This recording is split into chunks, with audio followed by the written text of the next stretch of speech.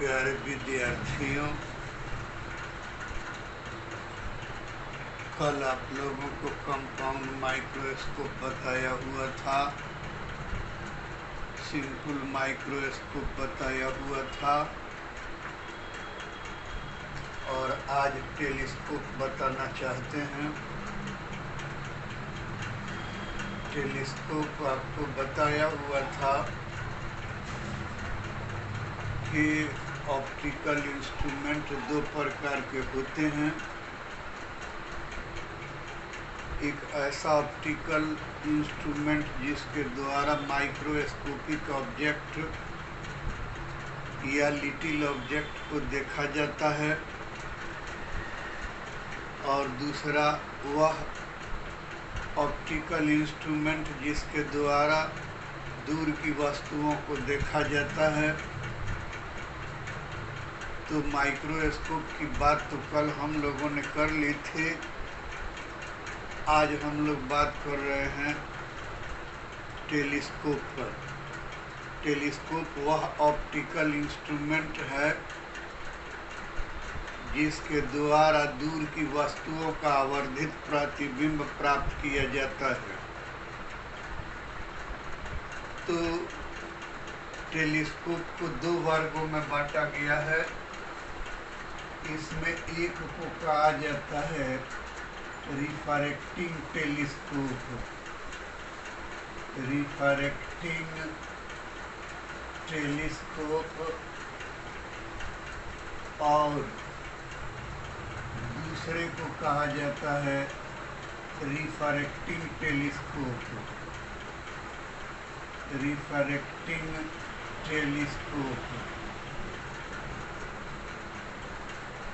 यानी वह टेलीस्कोप जो प्रकाश के परावर्तन के सिद्धांत पर कार्य करता है उसे रिफ्लेक्टिंग टेलीस्कोप, परावर्तक दूरबीन कहा जाता है,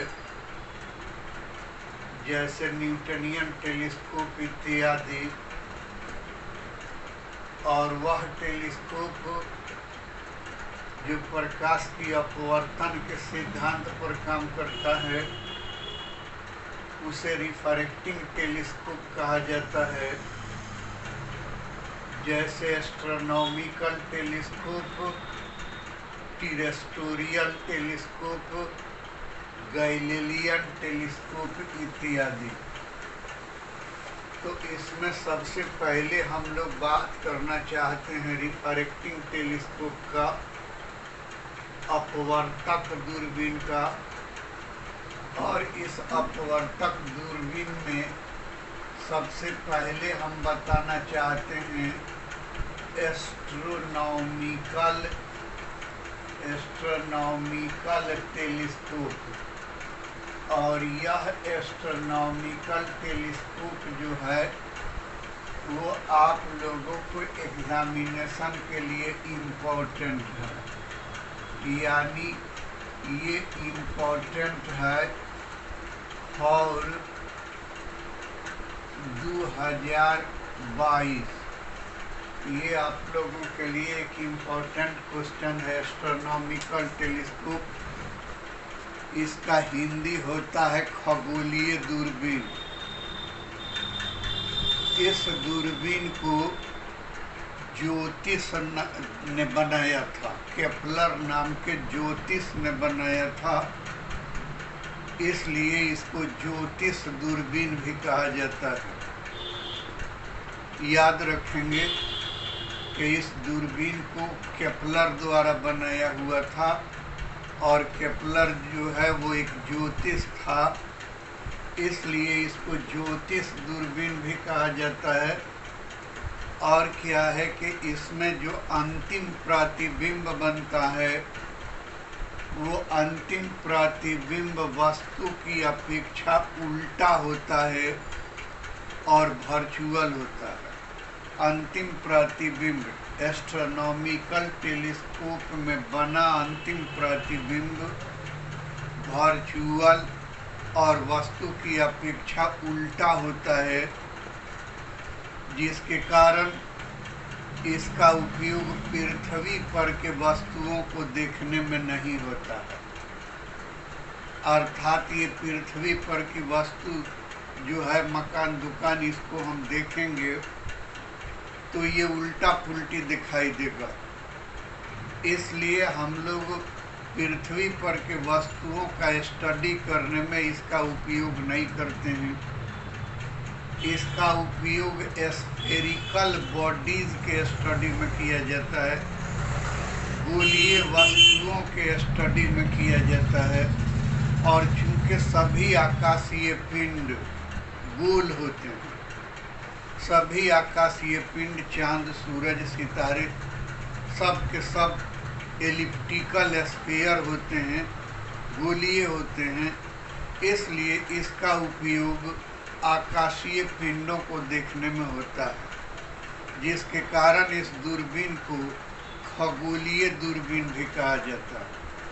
अर्थात इस दूरबीन को ज्योतिष दूरबीन भी कहा जाता है, क्योंकि इसको केपलर द्वारा बनाया गया है और इसके द्वारा आकाशीय पिंडों का स्टडी किया जाता है, इसलिए इसको खगोलीय दूरबीन भी कहा जाता है।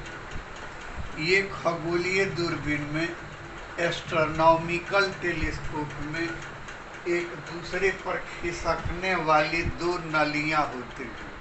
एक नली हम ये मान लेते हैं, एक नली हम ये मान लेते हैं, ये नली एक दूसरे पर खिसकने वाले होते हैं। अब ये जो दो नली है, उसमें से एक नली का जो अगला छोर होगा, जो मुक्त छोर होगा, अगला छोर होगा, इस छोर पर बड़े अपर्चर और बड़े फोकल लेंथ वाला कन्वेक्स लेंस एडजस्ट रहता है। याद रहे, कंपाउंड माइक्रोस्कोप में बोले थे कि छोटे अपर्चर और छोटे फोकल लेंथ वाला कन्वेक्स लेंस व्यवस्थित रहता है, लेकिन इसमें बोल रहे हैं कि एक नली के अगले छोर पर बड़े अपर्चर और बड़े फोकल लेंथ वाला कन्वेक्स लेंस व्यवस्थित रहता है, जिसको वस्तु की ओर रखा जाता है और ऑब्जेक्टिव कहा जाता है। याद है ना कि कंपाउंड माइक्रोस्कोप में कहा था कि एक नली के अगले छोर पर छोटे अपर्चर और छोटे फोकल लेंथ वाला कन्वेक्स लेंस लगा रहता है। इस लेंस को वस्तु की ओर रखा जाता है और ऑब्जेक्टिव कहा जाता है, जबकि इसमें कह रहे हैं कि एक नली के अगले छोर पर बड़े अपर्चर और बड़े फोकल लेंथ वाला कन्वेक्स लेंस लगा रहता है, जिसे वस्तु की ओर रखा जाता है और ऑब्जेक्टिव कहा जाता है। तो ध्यान रहे कि हमने आपको ये बताने का प्रयास किया कि टेलीस्कोप के ऑब्जेक्टिव का अपर्चर और फोकल लेंथ बड़ा होता है और माइक्रोस्कोप के ऑब्जेक्टिव का अपर्चर और फोकल लेंथ छोटा होता है। अब क्या है कि ये दूसरी नली के बाहरी छोर पर, अर्थात मुक्त छोर पर, ऑब्जेक्टिव की अपेक्षा छोटे फोकल लेंथ और छोटे अपर्चर का कन्वेक्स लेंस व्यवस्थित रहता है, जिसे आँख की ओर रखा जाता है और आई पीस कहा जाता है, अर्थात नेत्रिका कहा जाता है या चक्षु लेंस कहा जाता है। इस प्रकार एक बात आपके सामने आ गई कि कंपाउंड माइक्रोस्कोप के ऑब्जेक्टिव का अपर्चर और फोकल लेंथ छोटा होता है और टेलीस्कोप के ऑब्जेक्टिव का अपर्चर और फोकल लेंथ बड़ा होता है। माइक्रोस्कोप के आई पीस का फोकल लेंथ और अपर्चर ऑब्जेक्टिव की तुलना में थोड़ा अधिक होता है और इसमें टेलीस्कोप में कहा कि टेलीस्कोप के आई पीस का अपर्चर और फोकल लेंथ ऑब्जेक्टिव के तुलना में छोटा होता है। अर्थात हम ये कह रहे हैं कि एक नली ये है, एक नली ये है, एक नली ये है और इस नली में रैक एंड पिनियन लगा रहता है, जिसके द्वारा नली को खींचकर छोटा या बड़ा किया जा सकता है। और क्या है कि इसमें बड़े अपर्चर और बड़ी फोकल लेंथ वाला कन्वेक्स लेंस लगा रहता है। इसको वस्तु की ओर रखा जाता है और ऑब्जेक्टिव कहा जाता है, ऑब्जेक्टिव कहा जाता है। जबकि इसमें छोटे अपर्चर और छोटे फोकल लेंथ वाला कन्वेक्स लेंस लगा रहता है, अर्थात ऑब्जेक्टिव के तुलना में छोटे अपर्चर और छोटे फोकल लेंथ वाला कन्वेक्स लेंस लगा रहता है। इसे हम लोग आँख की ओर रखते हैं और आई पीस बोलते हैं, यानी नेत्रिका बोलते हैं या चक्षु लेंस बोलते हैं। यह दोनों लेंस को एक्सियली होता है, अर्थात दोनों लेंसों का अक्ष एक ही रेखा पर होता है। इसमें रैक एंड पिनियन लगा रहता है, जिसके द्वारा नली के लंबाई को छोटा बड़ा किया जाता है, अर्थात ऑब्जेक्टिव और आई पीस के दूरी को कम या ज़्यादा किया जाता है।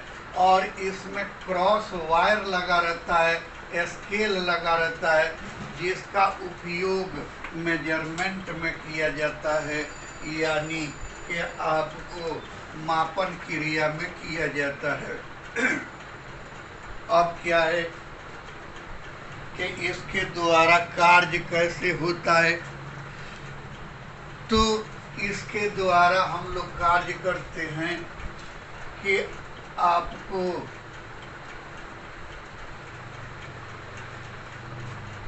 इसमें ये आपको ऑब्जेक्टिव हो गया, जिसका अपर्चर और फोकल लेंथ बड़ा होता है, और ये आई पीस हो गया, जिसका अपर्चर और फोकल लेंथ ऑब्जेक्टिव की तुलना में छोटा होता है।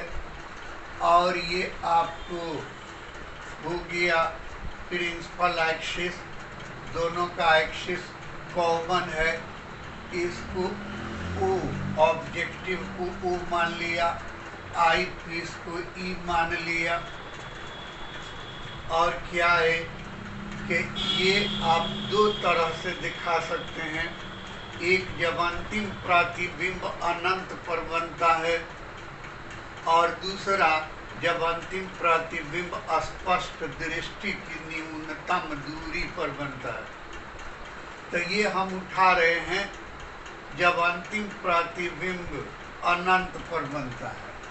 इसको हम लोग बोलते हैं normal adjustment, normal adjustment,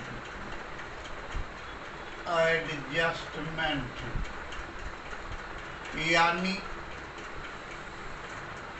normal adjustment. इसमें क्या है कि अनंत की वस्तु से आने वाली किरणें, यानी मान लेते हैं कि चंद्रमा से आने वाली किरणें, तो ये चंद्रमा से आने वाली किरण एक छोटा सा एंगल बना के एक दूसरे के पैरेलल आपको पहुंचते हैं कहाँ पर, तो अल्फा कोण बनाकर आपको ऑब्जेक्टिव पर पहुंचते हैं। एक किरण तो ऑप्टिक सेंटर से सीधे निकल जाता है, लेकिन ये किरण अपवर्तन के फलस्वरूप वो क्या है कि अपवर्तित होकर आके यहाँ पर कन्वर्ज हो जाता है, और कन्वर्ज हो जाता है तो अनंत की वस्तु का प्रतिबिंब ऑब्जेक्टिव के फोकस FO पर बनता है। इसको BB' मान लेते हैं।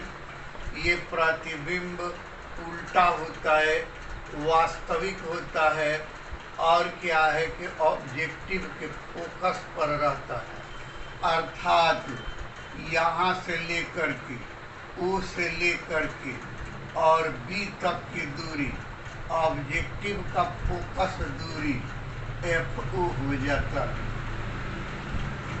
अब इस आई पीस को इस प्रकार एडजस्ट किया जाता है, रैक एंड पिनियन द्वारा इस प्रकार एडजस्ट किया जाता है कि इस आई पीस के फोकस पर ये पड़े, यानी बिंदु बी ही FO है, ऑब्जेक्टिव का फोकस है, और बिंदु बी ही आई पीस का भी फोकस है। तो यहाँ से यहाँ तक की दूरी तो FE होगा।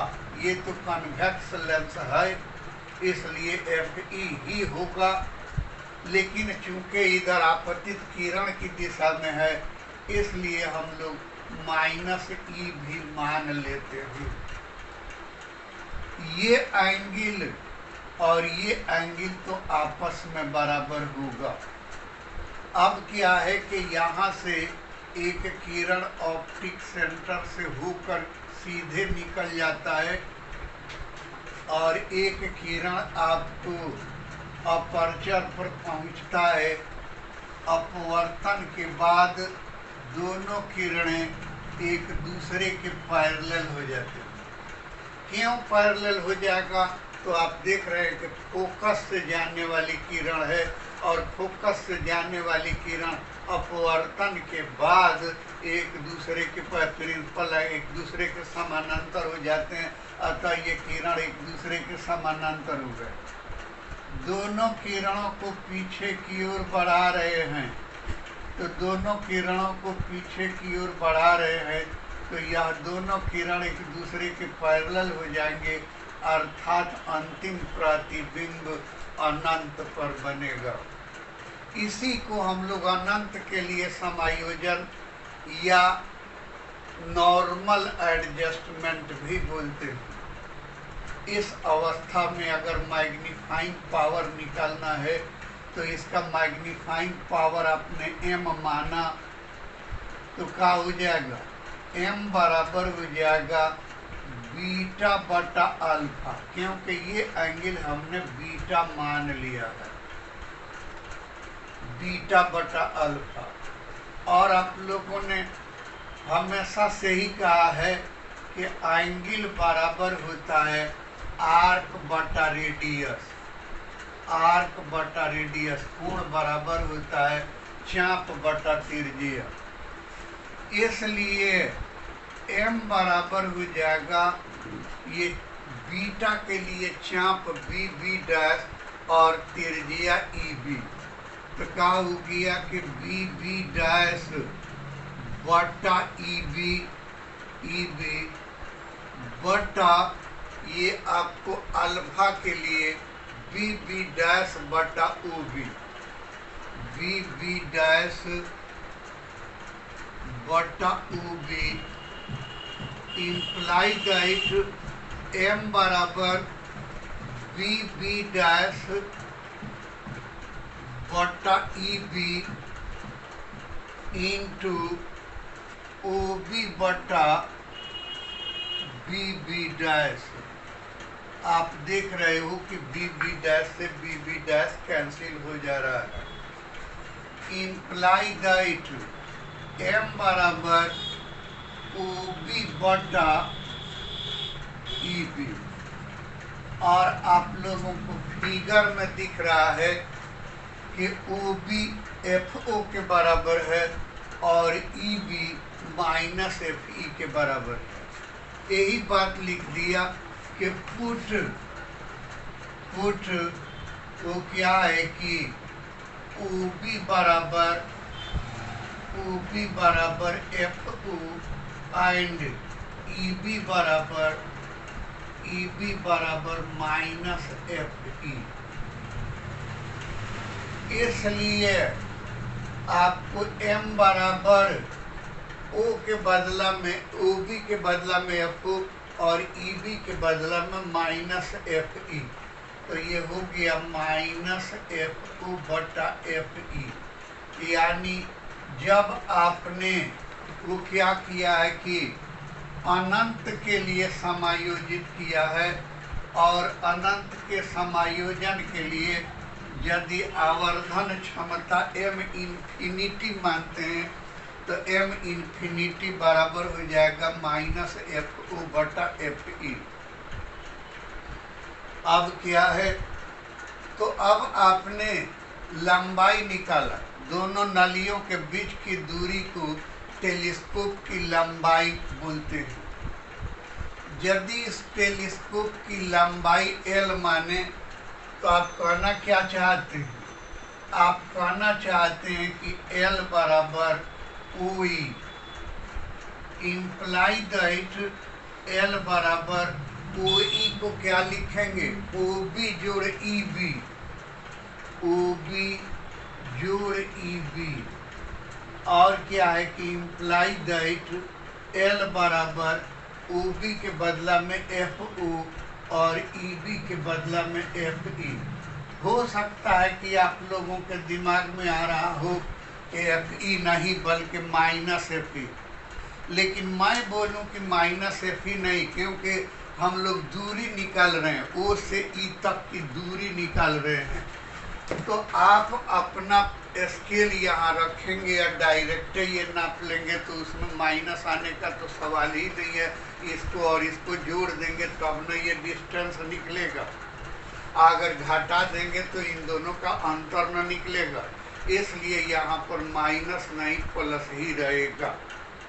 अब रही बात दूसरे समायोजन की, तो दूसरे समायोजन की बात करते हैं। एक समायोजन तो आपका हो गया नॉर्मल एडजस्टमेंट, और दूसरा समायोजन कर देते हैं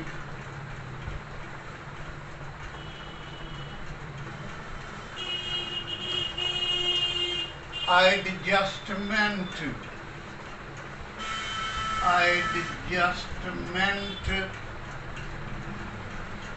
और least distance of distinct vision, स्पष्ट दृष्टि की न्यूनतम दूरी के लिए समायोजन। अर्थात टेलीस्कोप को इस प्रकार एडजस्ट किया जाए कि अंतिम प्रतिबिंब स्पष्ट दृष्टि की न्यूनतम दूरी 25 सेंटीमीटर पर बने, अर्थात D पर बने। तो इसके लिए ये आपने ऑब्जेक्टिव ले लिया, ये ऑब्जेक्टिव हो गया, और ये आपने आई पीस ले लिया। आई पीस ऑब्जेक्टिव की तुलना में थोड़ा छोटा है, और ये इसका प्रिंसिपल एक्सिस ले लिया, ये आई पीस का ई मान लिया, ऑब्जेक्टिव का ओ मान लिया, ऑप्टिक सेंटर। अनंत की वस्तु से आने वाली किरणें, अनंत की वस्तु से आने वाली किरणें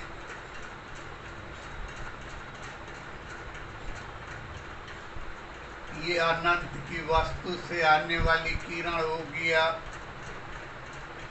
और क्या है,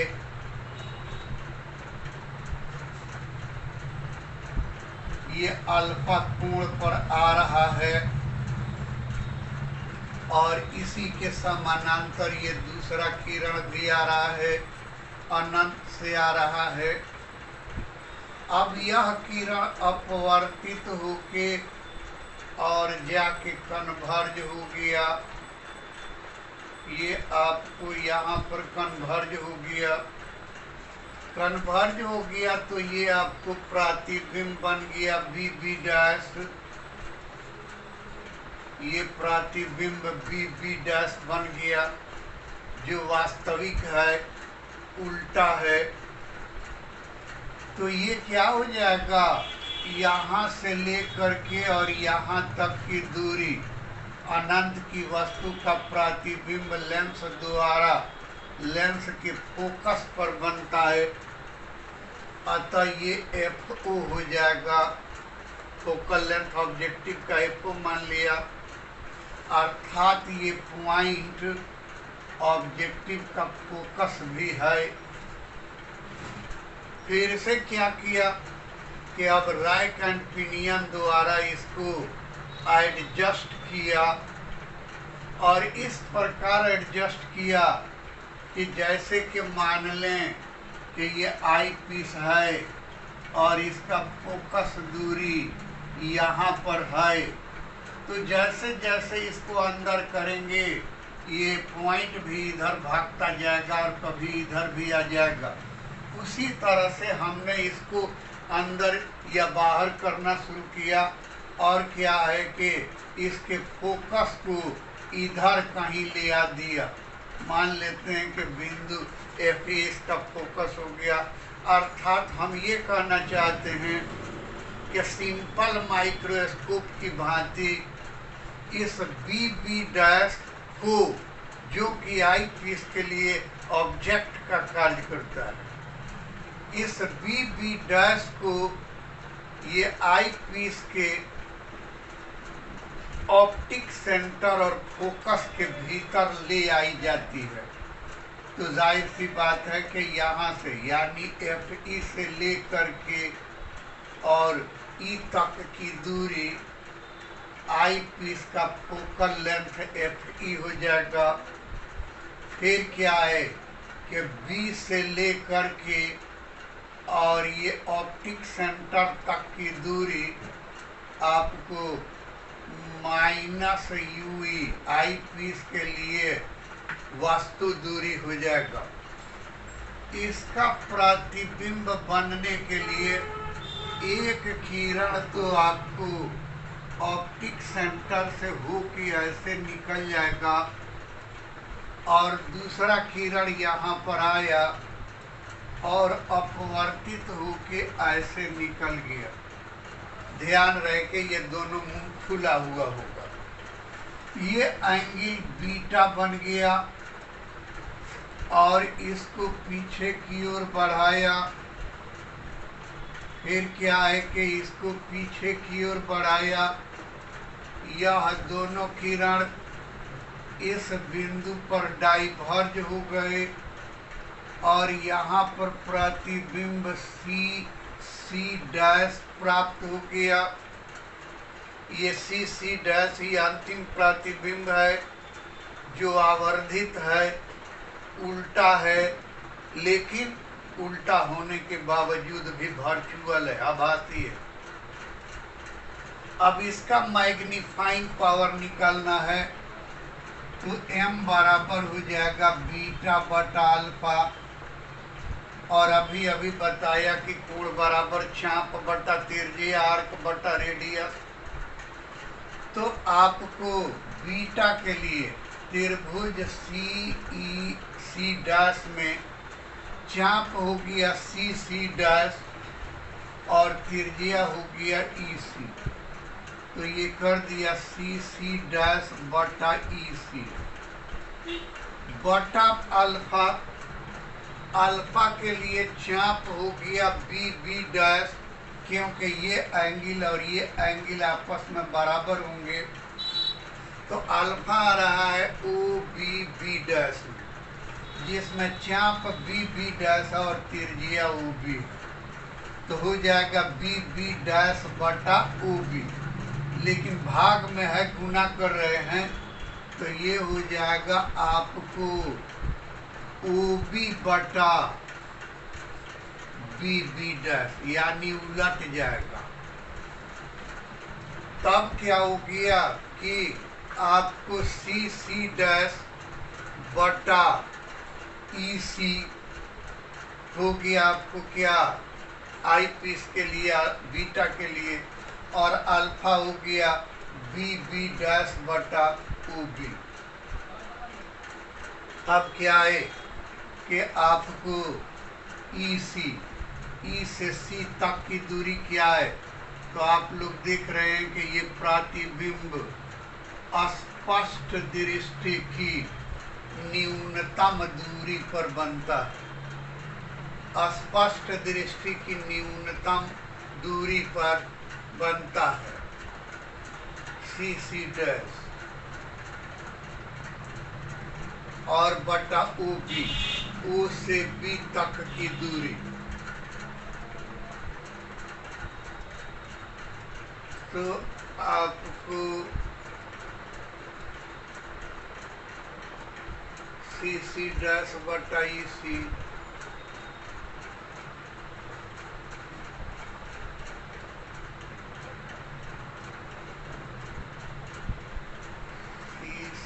डैश बटा EC कर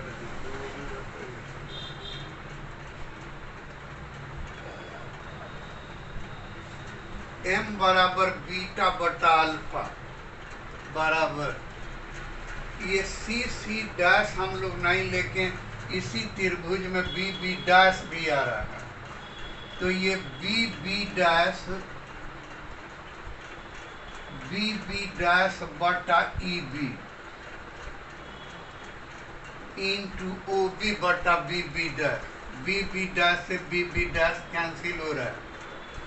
इम्प्लाई दैट M बराबर OB बटा EB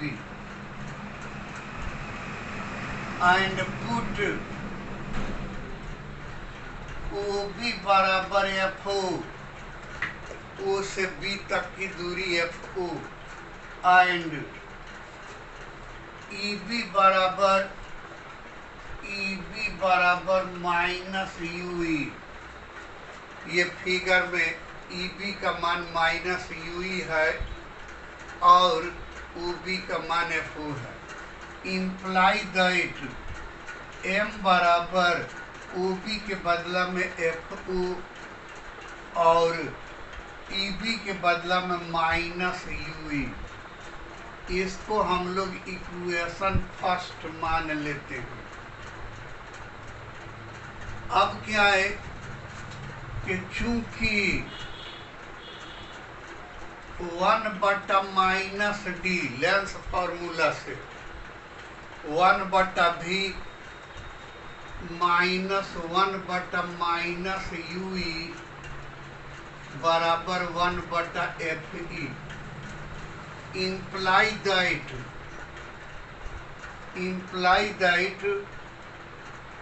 माइनस 1 बटा D प्लस 1 बटा UE बराबर 1 बटा FE।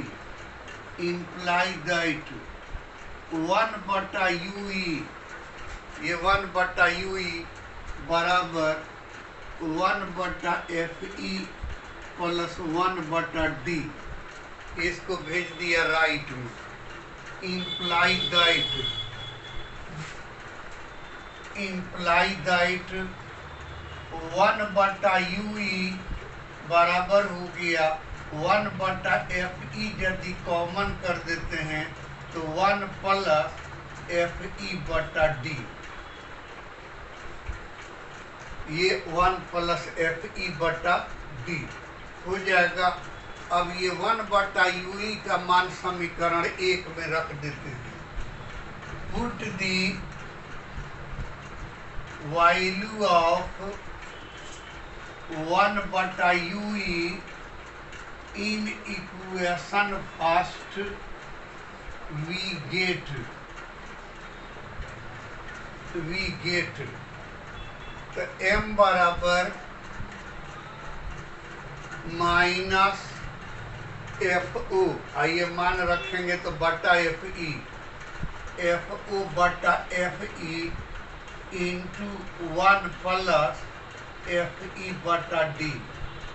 ये हो गया आपको स्पष्ट दृष्टि की न्यूनतम दूरी के लिए आवर्धन क्षमता। अगर आप चाहें तो इसको MD मान लें, इसको MD मान लें, स्पष्ट दृष्टि की न्यूनतम दूरी के लिए है तो इसको भी MD मान लें। तो इससे पहले वाला जो बताया वो हो गया आपको अनंत के लिए समायोजन, ये हो गया स्पष्ट दृष्टि की न्यूनतम दूरी के लिए समायोजन। अब इसके बाद क्या है कि इस अवस्था में नली की लंबाई को LD माने तो LD बराबर हो जाएगा OE, इम्प्लाई दैट LD बराबर OE को हम लिख दें OB plus EB, imply that LD बराबर OB के बदला में FO और EB के बदला में UE। और आप चाहें तो ये आपको हो गया इस अवस्था में नली की लंबाई। अगर चाहें तो यहाँ भी UE का मान रख के दूसरा फॉर्म भी ढूंढ सकते हैं, लेकिन लोड लेने की क्या आवश्यकता है, यही पर रहने दिया जाए। ये क्वेश्चन आपका खत्म हुआ। इसके बाद आता है टेरेस्ट्रियल टेलीस्कोप। तो टेरेस्ट्रियल टेलीस्कोप में क्या करते हैं हम लोग कि टेरेस्ट्रियल टेलीस्कोप एक ऐसा टेलीस्कोप है जिसके द्वारा वस्तु, जिसमें प्राप्त अंतिम प्रतिबिंब वस्तु की अपेक्षा सीधा होता है और इसका उपयोग पृथ्वी पर के वस्तुओं को देखने में किया जाता है। इसमें अब टेरेस्ट्रियल टेलीस्कोप वास्तव में एस्ट्रोनॉमिकल टेलीस्कोप ही है, कोई अंतर नहीं है। न रचना में अंतर है, न वर्किंग में अंतर है, न आपको मैग्नीफाइंग पावर में अंतर है, सब सेम है। मात्र एक अंतर है और वो क्या है कि जब एस्ट्रोनॉमिकल टेलीस्कोप के ऑब्जेक्टिव और आईपीस के बीच में एक तीसरा कन्वेक्स लेंस लगा दिया जाता है तो यह टेरेस्ट्रियल टेलीस्कोप बन जाता है। अर्थात हम ये कहना चाह रहे हैं कि टेरेस्ट्रियल टेलीस्कोप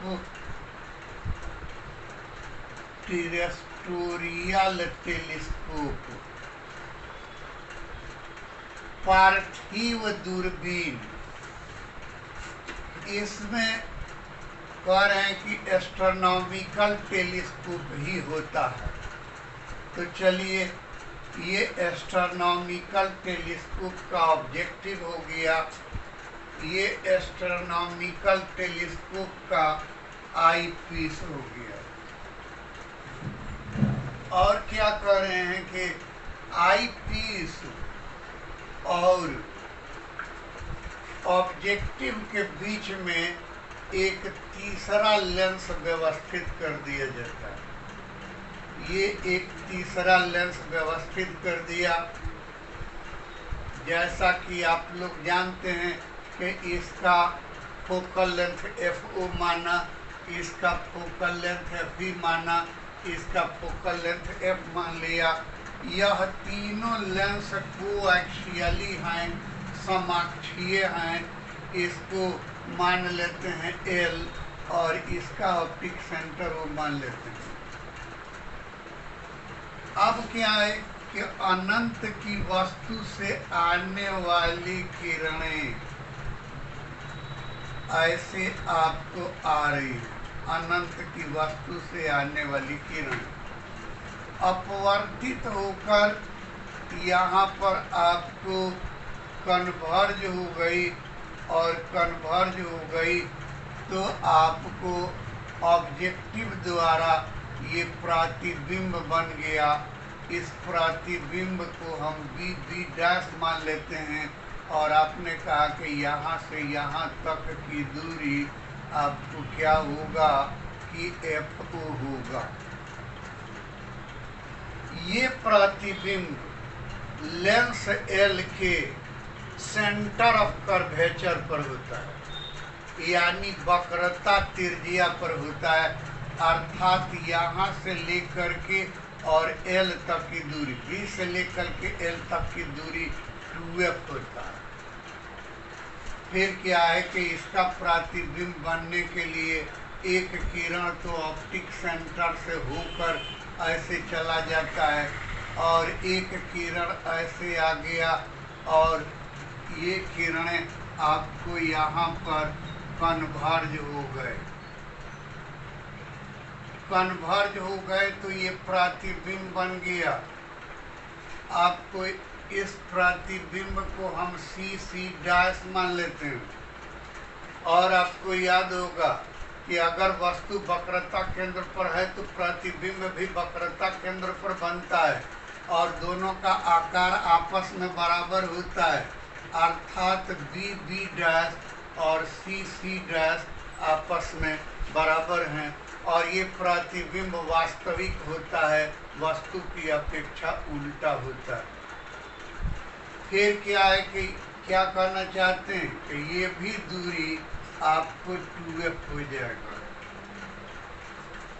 अब कह रहे हैं कि इसको एडजस्ट कीजिए, इस प्रकार से एडजस्ट कीजिए कि इसके फोकस और ऑप्टिक सेंटर के बीच में CC' आ जाए, अर्थात यहाँ से यहाँ तक की दूरी को हम FE बनाना चाहते हैं और आपको यहाँ से यहाँ तक की दूरी को आपको याद है कि -UE मानिएगा। इसका प्रतिबिंब बनने के लिए एक किरण ऐसे चला जाएगा बीटा कोण बनाते हुए और एक किरण आपको ऐसे चला जाएगा, ये किरण अपवर्तित होकर ऐसे चला जाएगा।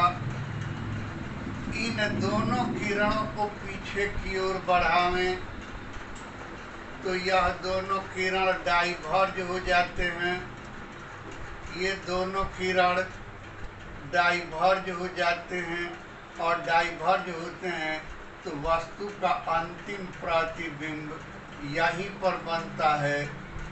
इस प्रतिबिंब को हम क्या है कि Z' मान लेते हैं। यह प्रतिबिंब वर्चुअल होता है, यह प्रतिबिंब वस्तु की अपेक्षा सीधा होता है, आवर्धित होता है और क्या है कि स्पष्ट दृष्टि की न्यूनतम दूरी पर होता है। और क्या है कि ये प्रतिबिंब स्पष्ट दृष्टि की न्यूनतम दूरी पर होता है। इसका जब मैग्नीफाइंग पावर निकालिएगा तो उतना ही आएगा कि m बराबर -FO/FE × 1 + FE/D। कोई निकालने की ज़रूरत नहीं है, इसलिए कि ये आप लोगों को पढ़ना नहीं था, लेकिन चूंकि एस्ट्रोनॉमिकल टेलीस्कोप पर ही था इसलिए हमने इसको थोड़ा सा हिंट दे दिया। That's all. थैंक यू बेटा।